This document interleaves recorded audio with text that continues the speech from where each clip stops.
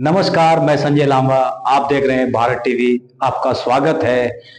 हरिद्वार से बड़ी खबर आ रही है, जहां पर कांग्रेस के दिग्गज नेता इमरान मसूद जी पहुंचे हैं और उन्होंने क्या कहा मीडिया से, देखे पूरी खबर।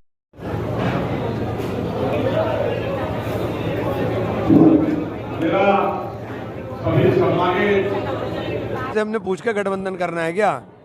हमको भाजपा से पूछ के गठबंधन करना है। और अलगाववाद की कौन सी बात होगी? नेशनल कॉन्फ्रेंस क्या पहले से आज कोई बात? नेशनल कॉन्फ्रेंस उनकी साथ सरकार में थी, तब क्या था? नेशनल कॉन्फ्रेंस उन्हीं के साथ सरकार में थी। आज जो कश्मीर का हाल है उसके पीछे सारी भाजपा ही है। अब एक बात बताइए, सिर्फ बंगाल चिल्ला रहे हैं, क्या रुद्रपुर में नहीं अभी हुआ? आपके रुद्रपुर की घटना को किसी चैनल ने दिखाने का काम नहीं किया, कोई दिखाने का काम नहीं कर रहा है आप में से, ना कोई आप बताते हो। आपके सिलेक्टिव टारगेट हैं कि कहाँ आपको टारगेट करना है, आपको वहीं। पूरा देश, हम कह रहे हैं सब जगह जो घटनाएं हुई हैं वो शर्मनाक है, चाहे वो महाराष्ट्र में हो, चाहे वो उत्तर प्रदेश में हो, चाहे वो उत्तराखंड के अंदर हो, लेकिन आप सिलेक्टिवली केवल एक को हाईलाइट करते हो। ऑलरेडी कानून है, नए कानूनों की रोज जरूरत नहीं है। जो कानून है उनका इम्प्लीमेंट करा दीजिए ना। क्यों नहीं उनका इम्प्लीमेंट होता? क्यों उनका इम्प्लीमेंट नहीं होता? सेलेक्टिवली आप लोग बुलडोजर चलाते हो। बुलडोजर चलाने के लिए आपको उसका जाति धर्म और देख करके बुलडोजर चलता है। आपका हर काम सेलेक्टिव है। दो जगह जो चुनाव है, हरियाणा और जम्मू कश्मीर में, दोनों जगह जीतेंगे हम इंशाल्लाह। जिंदाबाद जिंदाबाद जिंदाबाद, करण महाराज जिंदाबाद जिंदाबाद जिंदाबाद। ऐसे ही परिवार से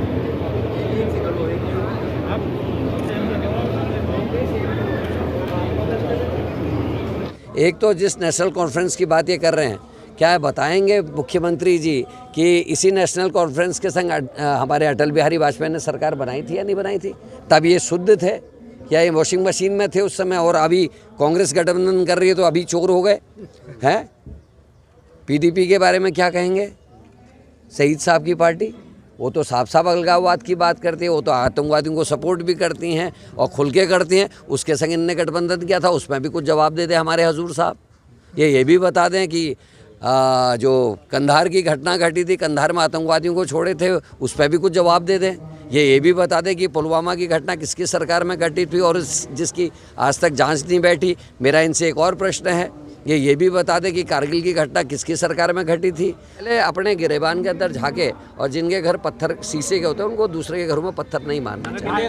राज्यों से जितनों से आ सकते हैं आ जाए, ताकि एक सामूहिक बात ये चली जाए कि पूरे देश के लोग बड़े तरीके से इसका राष्ट्रीय गठन चाहते हैं। कांग्रेस में पहले ये संगठन था, चुन्नीलाल जी इसके अध्यक्ष थे, शीलवत यादव अध्यक्ष थे, हुड्डा साहब भी इससे जुड़े रहे, तो ये संगठन चलता था। कोई हमारे सेनानी परिवारों की समस्या होती थी, कार्यक्रम होते थे, तो हम उनसे मिलकर अपना दर्द व्यक्त कर लेते। और कांग्रेस की सरकार में बहुत से ज़्यादा लोग सेनानी ही बैठे थे, तो वो हमारी पीड़ाओं को समझते थे, करते थे। धीरे धीरे वो पीढ़ी समाप्त हो गई।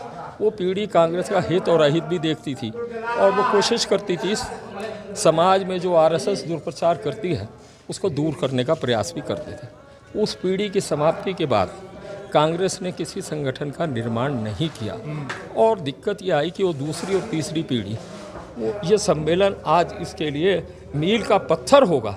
और मेरा मानना है कि गंगा पूरे भारत में जाती है, गंगा सागर में जाती है, समुद्र में जाती है, पूरे भारत में ये संदेश फैलेगा और इस संदेश से देश बचेगा, देश की अखंडता बचेगी और लोकतंत्र बचेगा।